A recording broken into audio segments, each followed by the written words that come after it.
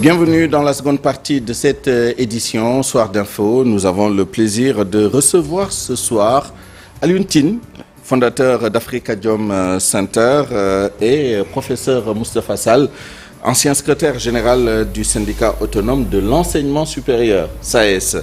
Bonsoir, messieurs. Bonsoir. Bonsoir. Alors, actualité oblige, nous allons parler bien naturellement des événements qui sont survenus à l'université Cheikh Anta Diop de Dakar et qui ont coûté la vie malheureusement à l'étudiant Abdoulaye Ba qui était en deuxième année d'odontologie à la faculté de médecine, de pharmacie et d'odontostomatologie. D'abord, je voudrais vous faire réagir à la sortie des ministres de l'enseignement supérieur, de l'intérieur, de la justice et des forces armées tout à l'heure. Que pensez-vous des explications qui ont été, des éléments d'information qui ont été donnés par le gouvernement sur les événements survenus à l'université de Dakar hier à l'UNTIN? Écoutez, j'ai écouté le ministre de l'enseignement supérieur. Il y a certaines explications portant sur les réformes qu'on peut accepter. Mais il me semble que sur la question de la politisation de l'université, moi je suis moins convaincu. Et puis, bon, c'est vrai, l'université c'est un concentré de problèmes, c'est un concentré de défis, qu'il faut adresser. Mais je pense que le premier des défis, c'est de faire en sorte d'éradiquer la violence à l'université. La violence d'État, elle est récurrente, elle revient souvent. Mais également la violence des étudiants. Comment créer un espace de paix où il y a la sérénité, parce qu'il faut ça pour transmettre le savoir. Comment créer aussi une culture du dialogue, pas tout le temps de la force. Nous avons l'impression qu'au Sénégal, la régulation se fait par la violence. Il y a la violence et après on se met à réfléchir et puis à réformer et à changer. Mais comment effectivement aujourd'hui réguler aussi par le dialogue, par l'écoute, par le respect de l'autre, même si on n'est pas d'accord avec lui? Alors, professeur Moustapha Sall, vous avez écouté également les ministres, le professeur Daouda Ngom qui a évoqué des infiltrations et autres manipulations des étudiants par des corps étrangers à l'université, mais il y a eu également le ministre de l'Intérieur qui a reconnu des impairs dans les interventions, même s'il a par ailleurs évoqué également des renseignements qui ont amené les autorités à prendre des mesures pour déployer les forces de l'ordre. Il y a également eu la ministre de la Justice qui a évoqué la saisine du procureur sur les événements, et enfin le ministre des Forces armées qui, tout en appuyant les points développés par le ministre de l'Intérieur, a quand même félicité les forces de l'ordre et les a encouragées et les a assurées du soutien du gouvernement, de l'État. Merci Souleymane. Vous me permettez de faire juste un petit rectificatif. Je suis ancien chargé de revendications et ancien secrétaire général adjoint. Autant pour moi alors. SAES. Désolé. Voilà, merci. Ensuite, à l'entame, j'aimerais bien présenter mes condoléances à toute la communauté universitaire, à la communauté étudiantine, à la communauté de Matam, au Sénégal, pour la perte douloureuse du jeune Abdoulaye Ba, que Firdausi soit sa demeure éternelle et que nos pensées accompagnent sa famille dans ces circonstances, parce qu'il est toujours douloureux pour nous, enseignants, de perdre un étudiant dans ces circonstances-là, parce qu'une vie est très précieuse et très sacrée au niveau, donc pour tout être humain. Donc vraiment, nous présentons nos condoléances. Ensuite aussi, nous manifestons toutes nos compassions aux blessés, quel que soit des deux côtés, parce qu'en fait, ils sont tous des Sénégalais au service de l'État, donc du Sénégal, au service du Sénégal, et quand il y a ce genre de confrontation et qu'il y ait des blessés, il est normal qu'on pense aussi à eux. Alors, j'ai suivi un peu, en fait, pour dire honnêtement, j'ai suivi le ministre de l'Enseignement supérieur et le ministre de l'Intérieur. Bon, pour le ministre de l'Enseignement supérieur, il a au moins, il faut qu'on retienne quelque chose chose de très important. Il a recadré le cadre réglementaire de les textes qui régissent l'université. Et là, je crois que c'est extrêmement important qu'on revienne dessus pour voir quelles sont les franchises universitaires, les franchises s'appliquent à quel niveau de l'université. Parce que j'ai entendu ce matin aussi, même ici, une erreur. À chaque fois, les journalistes reviennent sur ce principe en disant non, le conseil académique ne s'est pas prononcé, le recteur ne s'est pas prononcé, parce qu'on est dans la loi 94-79.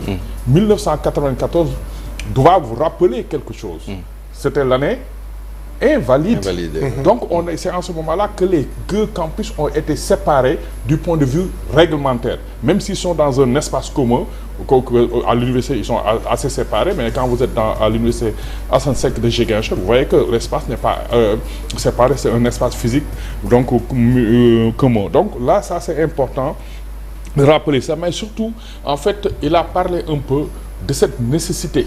Et là, je crois que c'est quelque chose de d'important, de cette nécessité de réformer notre système.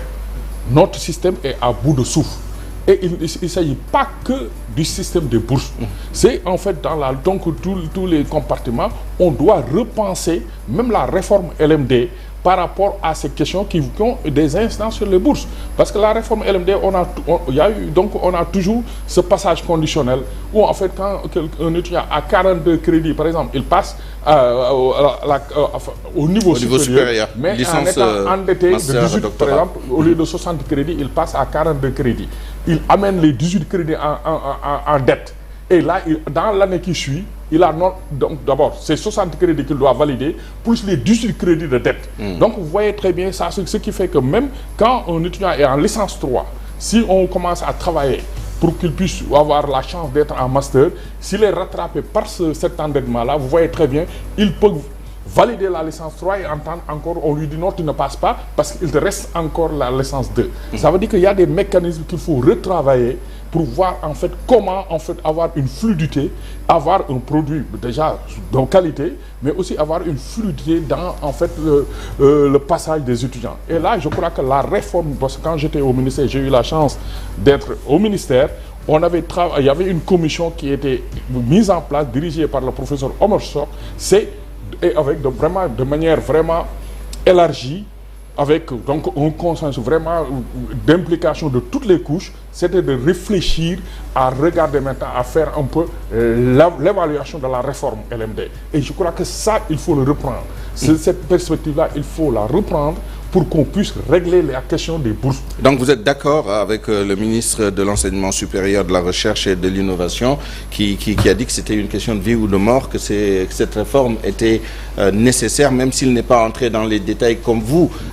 Hormis la question des allocations aux étudiants, c'est-à-dire des bourses, et la question pédagogique de la réforme LMD, la réforme de la réforme, quels sont les autres points qu'il faut revoir pour sauver notre enseignement supérieur? Bon, en fait, je ne vais pas aller jusqu'à en fait une question de vue, mais c'est en fait une réforme qui est de nécessité et qui est impérieuse. Il faut la faire. Mais en fait, il faut la faire, mais il y a la manière de le faire, de faire cette réforme. C'est là où peut-être qu'on pêche un peu, toujours parce que en fait, je l'ai écouté et il y a un mot qui m'a fait tiquer, parce que je l'ai entendu dans ma carrière de syndicaliste. Et à chaque fois que je l'ai entendu et qu'on l'a brandi, ça s'est terminé comme c'est ça, ce qui s'est passé hier. Ça passe ou ça casse. Ça, c'est en fait un langage qu'on doit bannir. Un ministre, on l'avait employé, ça a débouché sur mort d'étudiants. Alors, en fait, c'est ça, ça passe. Il faut ensuite... Donc, je crois qu'en fait, il faut travailler à ce qu'on ait un consensus sur la nécessité de réformer. Parce que tout le monde doit s'y retrouver. Au niveau parce que le problème de l'université se pose actuellement au niveau des masters.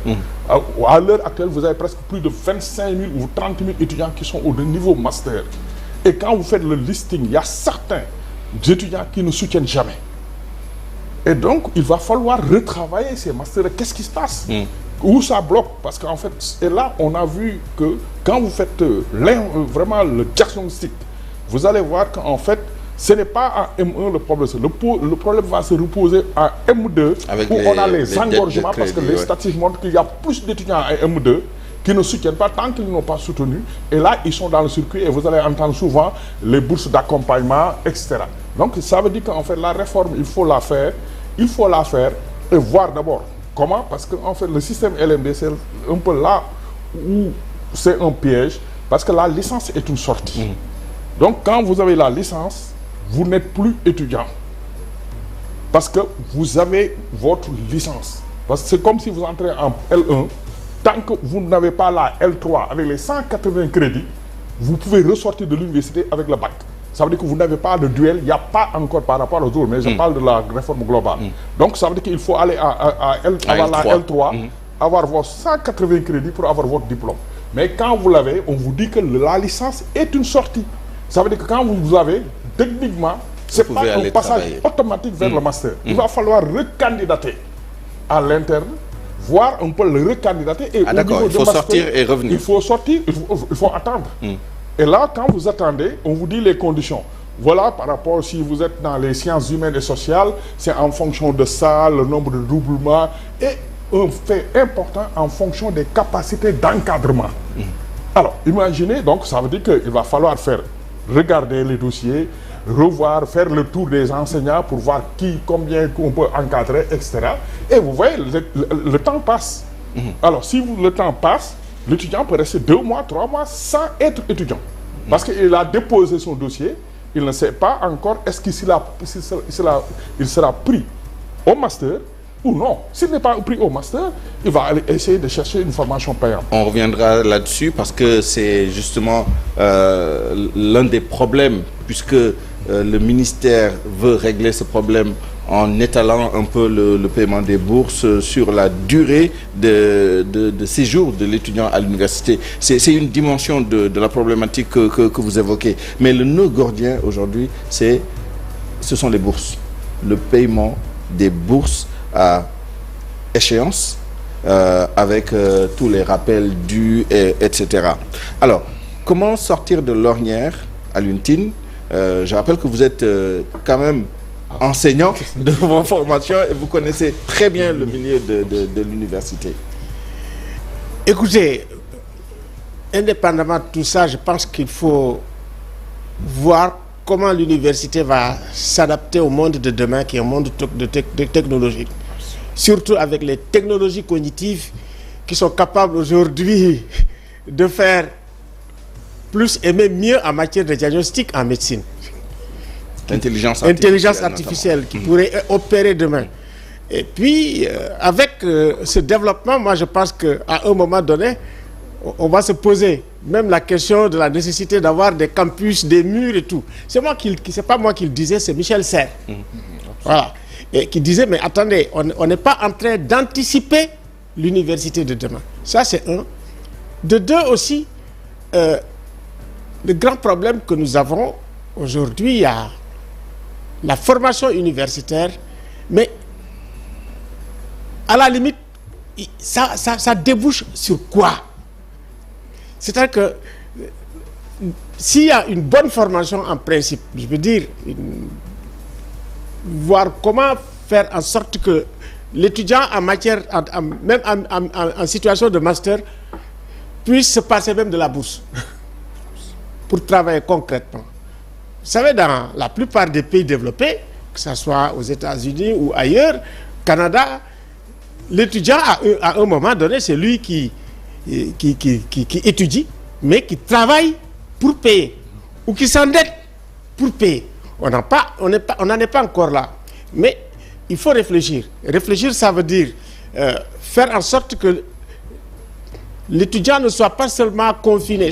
Même en faculté des lettres, vous devez être capable de faire autre chose, si l'enseignement est bien fait. Moi, je suis sémioticien, hein, mais quand je vais vous aller à Google, on va dire à l'UNTIN juriste. Ça veut dire, cette capacité que vous pouvez avoir à vous adapter à la situation, que les profs apprennent, comment dirais-je, aux étudiants aussi à savoir se prendre en charge, à ne pas dépendre tout le temps de l'État. c'est très compliqué. Je sais que même il y a des étudiants ici, bon, qui étudient, mais vous allez voir, qui enseignent ou qui font autre chose, etc. Ça c'est un. De deux, moi je pense que vous ne pouvez pas aujourd'hui confectionner les politiques publiques sans associer les enseignants, les étudiants, pour qu'ils s'approprient eux-mêmes cette réforme, pour dire c'est notre réforme, et ne pas leur imposer la réforme. Il me semble que ça, c'est extrêmement important. D'ailleurs, la plupart du temps, vous êtes des technocrates, des bureaucrates, vous faites les choses, mais les gens qui sont concernés par effectivement cet enseignement-là ne sont pas associés, ne savent même pas ce qui se passe, ils suivent. Donc, je suis totalement d'accord avec la rhétorique du « ça passe ou ça casse ». Et c'est là où je dis, d'ailleurs, on est dans une espèce de point de bascule. Moi, je regarde, par exemple, la violence d'État. Ça, c'est exercé sur les marchands ambulants. Hein. Je ne sais pas si vous regardez. À un moment donné, même, j'ai dit, mais quels que soient les trucs, j'ai demandé au ministre dans mes postes, là, il faut dialoguer. Sur le ministre de l'Intérieur, il faut dialoguer. Mais ça s'est exercé aussi sur les handicapés qui sont venus me voir. Et puis, qui s'exerce aujourd'hui sur les étudiants de façon disproportionnée, parce que ce que quand j'ai bien écouté le ministre des Forces armées, mais quand il a dit il faut agir de façon proportionnée, ça veut dire implicitement, il dit qu'on a été trop loin. Et ça a créé la sidération. Hein, quand on regarde les images qui se passent, c'est pratiquement inédit. Voilà. Effrayer les gens. Mais à l'UNTIN, ce n'est pas la première fois qu'on a des événements tragiques, des interventions excessives dans l'enceinte de l'université, que ce soit dans la partie pédagogique ou dans la partie sociale. Pourquoi c'est récurrent? Pourquoi jusque-là on ne trouve pas une solution définitive à ce que vous appelez cette violence d'État qui s'exerce au-delà des étudiants sur d'autres couches de la société, mais en particulier pour le sujet que nous concernons aujourd'hui à l'université? Écoutez, ce que j'ai dit encore, c'est ça. C'est-à-dire qu'il faut adapter l'enseignement. Il faut dialoguer. Parce qu'il ne faut pas aussi dissocier la situation à l'université à l'heure actuelle, écoute, la situation économique globale qui va arriver. Et c'est peut-être même une anticipation de ces crises en se disant, mais écoute, on s'attaque au plus difficile. Et le plus difficile, c'est l'université. Mais attention, en le faisant, on ne sait même pas sur quoi ça va aboutir. C'est pour ça qu'il faut toujours avoir la patience de dialoguer, d'écouter et d'avoir des stratégies. Si vous voulez, vous faites de petites concessions. Ils demandent un truc. Vous dites, bon, écoutez, voilà, c'est très compliqué, mais on peut donner ça en attendant. Mais quand les gens disent qu'ils ont faim, qu'il reste 3 jours, qu'on les regarde manger, c'est inédit, hein? Mais ça aussi, ça peut être des stratégies pour mettre la pression morale sur les autorités.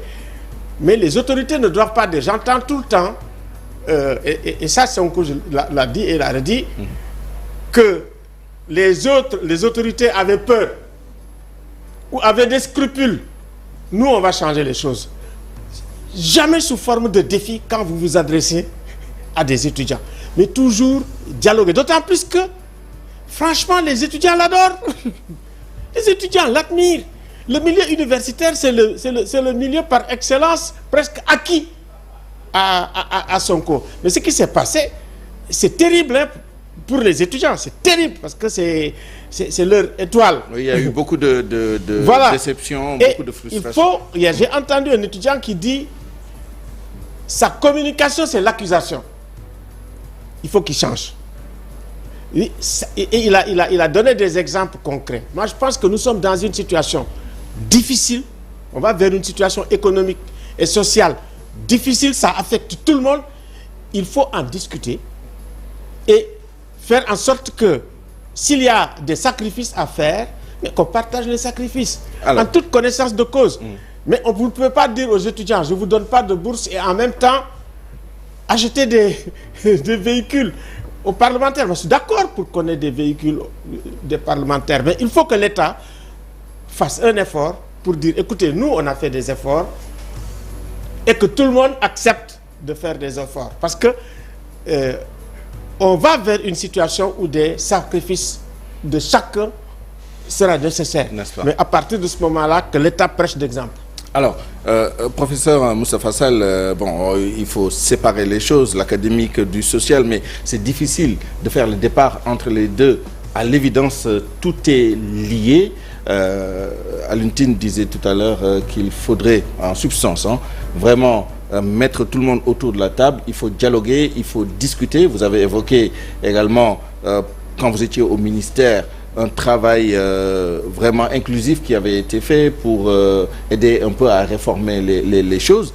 Mais ici, à votre place, il y a 2 mois, le professeur Abdou Salam Sall, qui était notre invité, avait également mis l'accent sur la nécessité de mettre en place des mécanismes de dialogue, d'inclusion.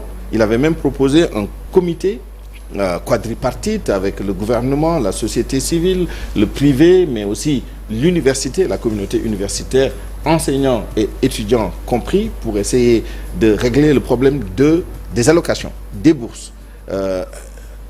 Pourquoi, après toutes les initiatives qui ont été prises, c'est pas la première fois qu'on parle de ces choses, mais c'est pas la première fois non plus qu'on fait des choses. Il y a eu des assises de l'éducation et de la formation. Avant ça, il y a eu des conclaves sur l'enseignement supérieur au Sénégal.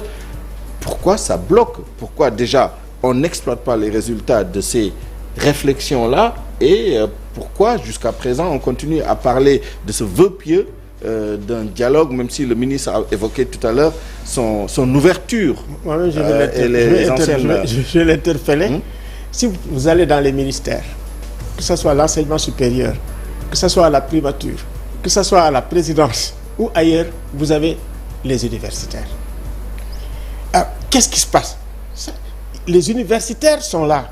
En réalité, ils devraient pouvoir dire aux autorités, parce qu'ils sont à la primature, ils sont à la présidence de la République où nous avons des recteurs, où nous avons quand même des gens qui ont été à l'Institut des droits de l'homme, alors que nous avons de sérieux problèmes de droits de l'homme. Pourquoi les enseignants ne pèsent pas de tout leur poids pour influencer ces réformes-là? Voilà. Bon, en fait, je ne vais pas être aussi subversif que mon doyen, mais en fait, je crois qu'il faut, vous permettez un peu juste de parler du discours du ministre de la Justice, de l'Intérieur.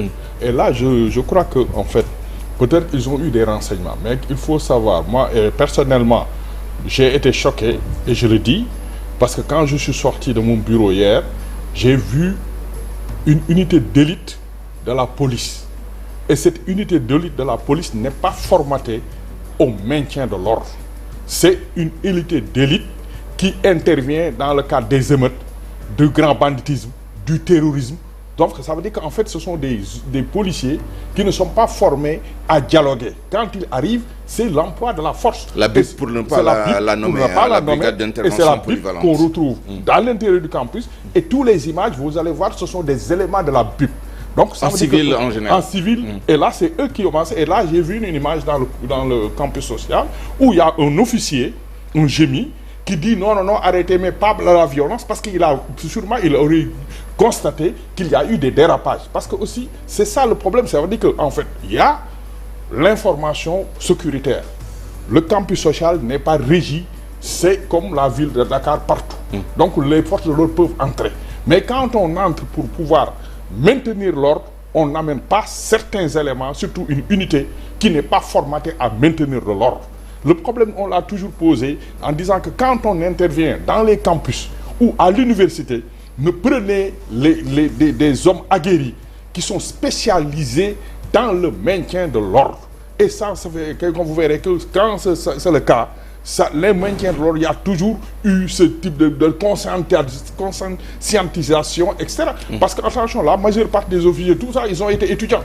Ils ont parfois même leurs amis là-bas. Donc ça permet de voir ça. Mais si vous amenez des gens qui sont formatés uniquement pour l'action, mais il y aura de l'action. Et quand il y a de l'action, voilà ce que ça. Donc ça veut dire que là aussi, il faut que le ministre de l'Intérieur revoie le format d'intervention quand vous êtes dans les campus. Je pense qu'il s'est engagé à le faire. Parce que ça veut dire que c'est un impair qu'il faut qu'on revoie, que l'impair revient à cette unité qui est entrée. Donc ça, alors, il faut quel voir. rôle peuvent Maintenant, jouer je les reviens enseignants pour les enseignants. Parce que vous savez, un enseignant d'abord, c'est un enseignant-chercheur. Il n'est pas un administratif, etc. Mais par contre, en fait, on a eu à travailler sur des éléments. On a la vous avez parlé des assises. On a la CNAES de 2013 avec les 98 recommandations consensuelles. Alors l'idée, c'est que je l'avais dit à un atelier, quand en fait le ministre Abdourahmane Diouf, mon jeune frère, avait convoqué et sur un atelier sur un thème extrêmement important, c'est-à-dire comment normaliser le calendrier universitaire. Déjà, oui. Ça veut dire que le problème est là, tout le problème est là. Si le calendrier universitaire est normalisé, on n'aura pas de retard, on n'aura pas à dire il faut nous donner un rappel, parce que tout le monde, on ouvre en octobre, on ferme en juillet. Donc, et c'est ça sur lequel il faut travailler beaucoup. Et on parlait encore d'autres assises. Moi, j'avais dit, écoutez, attention, sortons les 78 les conclusions déjà des assises. Les conclusions de la CNAES et regardons ce qui a été fait ou ce qui n'a pas été exécuté. Et ce que vous voyez, même dans le carré, il y avait un conseil consultatif par rapport à ce que le recteur Salam dit. Tout ça était là-dedans. Ça veut dire qu'on a un document sur lequel on a beaucoup travaillé, toutes les composantes, mais qu'on ne rapplique pas. Et on va encore à chaque fois quand on a l'impression que quand quelqu'un arrive, il faut qu'il fasse ses assises.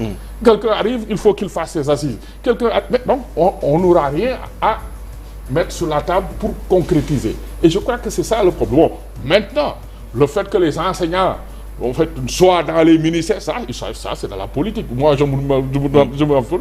Mais par rapport à ces questions-là, et vous avez toujours entendu le syndicat autonome de l'enseignement supérieur tirer sur la solidarité. Et je crois que pour l'état actuel, on était dans une dynamique où on voit qu'il y a des jalons qui ont été posés pour aller dans la normalisation. Parce qu'on a dit, en fait, on fait un peu l'état. On dit quels sont les blocages pour que l'université ne soit pas normalisée. D'abord, on sait qu'on sort de deux événements.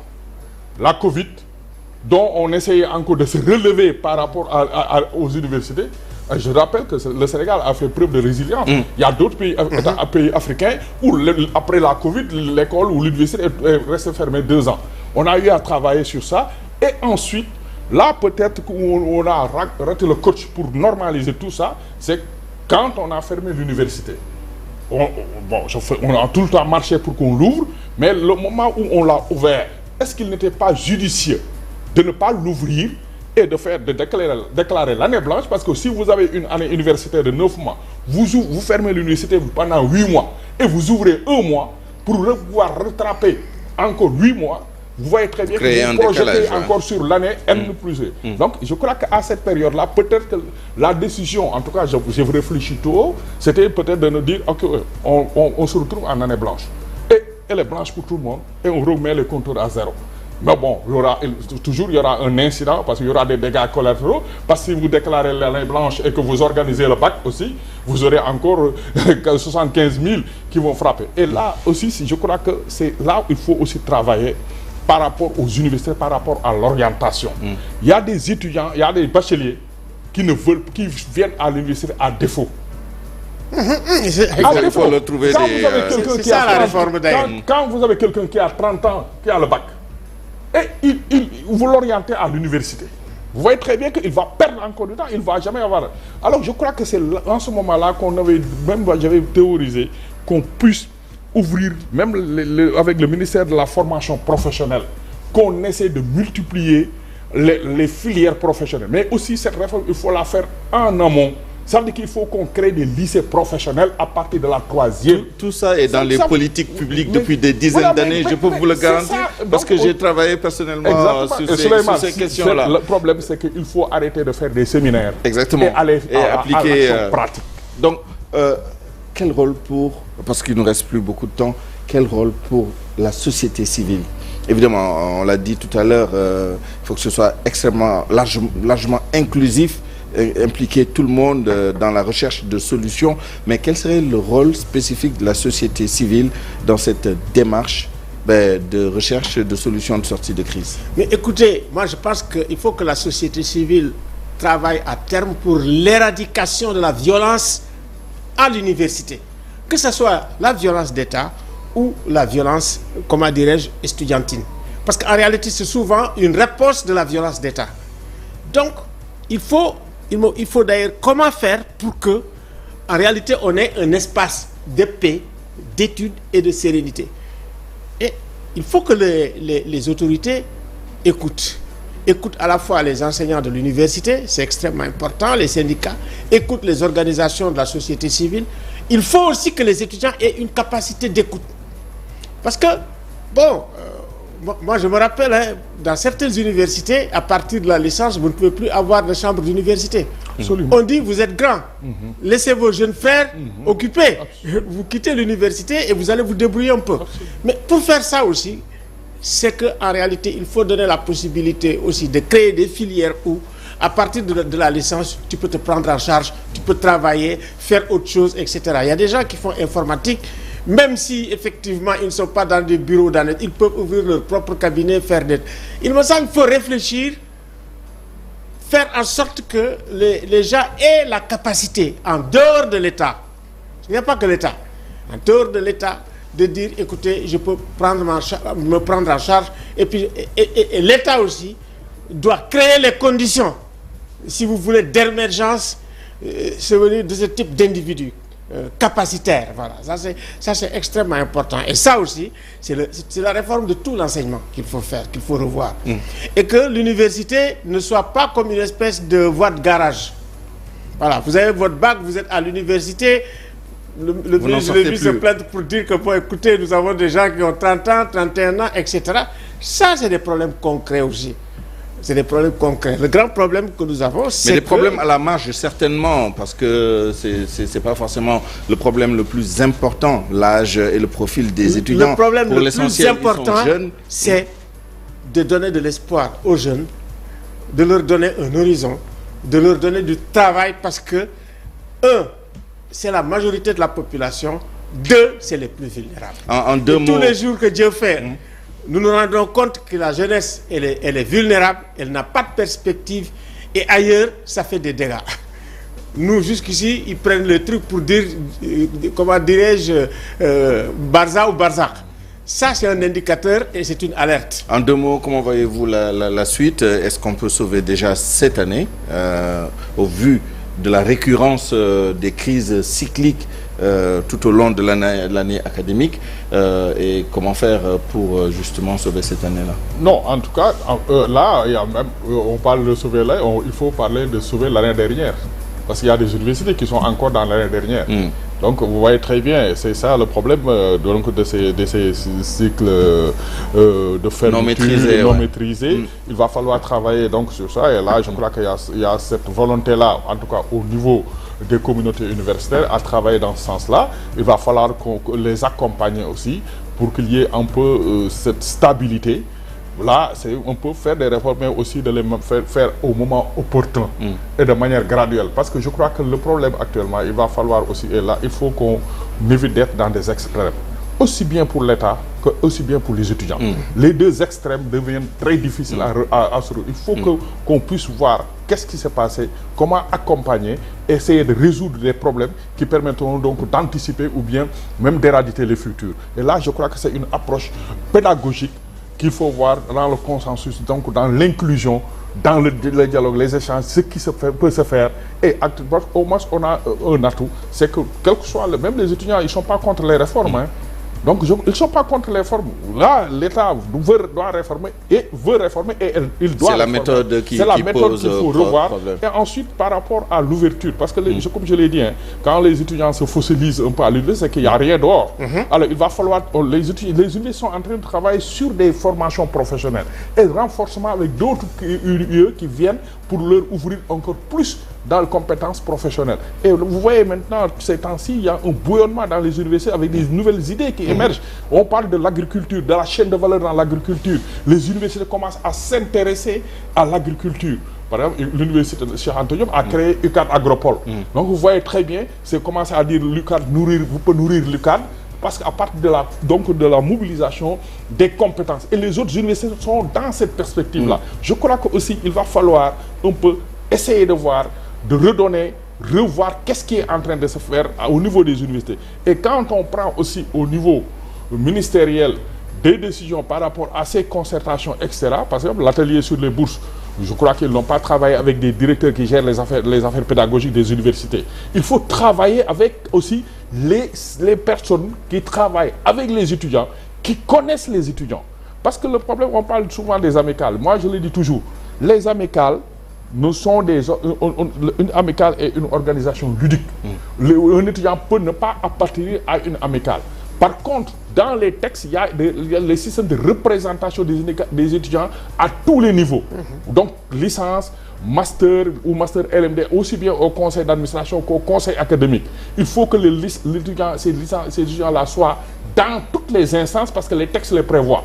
Il faut qu'on les mette dans les instances et qu'ils soient là à pouvoir porter la parole et à pouvoir aussi recueillir et ensuite aller discuter. Et je crois qu'il y a il y a des lois, il y a des textes réglementaires, mais en fait, c'est l'application qui pose problème. Et là, le problème, c'est que quand le ministre dit, il faut le comprendre, hein, quand il dit que le décret qui est là ne nous permet pas de faire ceci, etc. Parce qu'effectivement, il y a des textes réglementaires qui n'ont jamais été appliqués. Où en fait, on travaille en fonction des événements ou des contingences. Et là, sans tenir compte en disant qu'est-ce qui était permis ou qu'est-ce qui n'a pas été permis. C'est que si aussi on a ce problème-là, c'est que aussi les gouvernements précédents n'ont jamais regardé la légalité des actes qui sont posés. Parce que le problème, c'est ça. Quand vous êtes dans un monde universitaire, c'est régi par des textes. Les lois, les décrets, il faut voir qu'est-ce que ça dit avant que même moi, le décideur, que je prenne un acte. Même si il y a un événement qui me pousse socialement à prendre une décision, que je puisse la motiver en disant que le décret me permet, et là, c'est peut-être là où les conseillers ont failli. S'il y a un universitaire, il y a des universitaires auprès de professeurs, de présidents et des universitaires juristes qui étaient auprès des présidents et qui n'ont jamais dit attention, monsieur le président, la légalité et la faisabilité réglementaire, et j'ajouterai pour votre content. Moi, je vais dire une chose. La faisabilité économique et sociale. Voilà, comme vous l'avez dit tout à l'heure. Je dis et c'est pour conclure. Il faut calmer le jeu. Absolument. Libérer tous les étudiants qui ont été arrêtés. Je pense que c'est extrêmement important. Et faire tout pour que l'année ne soit pas perdue. Et sur la question économique, il faut que l'État trouve les moyens de mettre quelque chose dans la main des étudiants. Je pense. Il faut le faire. Et ça montre qu'il y a une certaine bonne volonté. Et après, s'asseoir, s'expliquer, continuer le dialogue et bannir la répression. Surtout, celle qu'on a vue là, c'est inédit. C'est inédit et sincèrement, ça a créé cette tragédie. Moi aussi, je présente mes condoléances aux étudiants, à la famille de Lamine Ba. Et vraiment, je souhaite que plus jamais, à l'université, qu'on puisse assister à des spectacles de cette nature, à des images de cette nature. Depuis d'ailleurs 3 ou 4 jours, moi, je suis dans un état de sidération. Quand j'ai vu les images, au début, j'ai dit, ça se passe où? Je vous assure, hein, on m'a dit assez à l'université. Les images que j'ai reçues encore, des dégâts et de la violence qu'il y a eu à l'université, ah non, ça dépasse l'entendement. Vraiment, moi je pense que, indépendamment, comment dirais-je, de ce qu'il faut faire, il faut qu'au sein du gouvernement, les gens qui sont responsables aussi prennent leurs responsabilités. Il y a des moments où, quand vous êtes ministre, bon, vous dites, écoutez, il y a un mort, moi je m'en vais. J'ai honte, je ne peux pas supporter ça. Vous n'avez même pas besoin qu'on vous pousse à la porte. Merci. Merci Alioune Tine, fondateur d'Africa Jom Center. Merci au professeur Moustapha Sall, ancien secrétaire général adjoint du SAES, le syndicat autonome de l'enseignement supérieur. Merci à vous de nous avoir suivis. Excellente suite des programmes sur la TFM. Au revoir.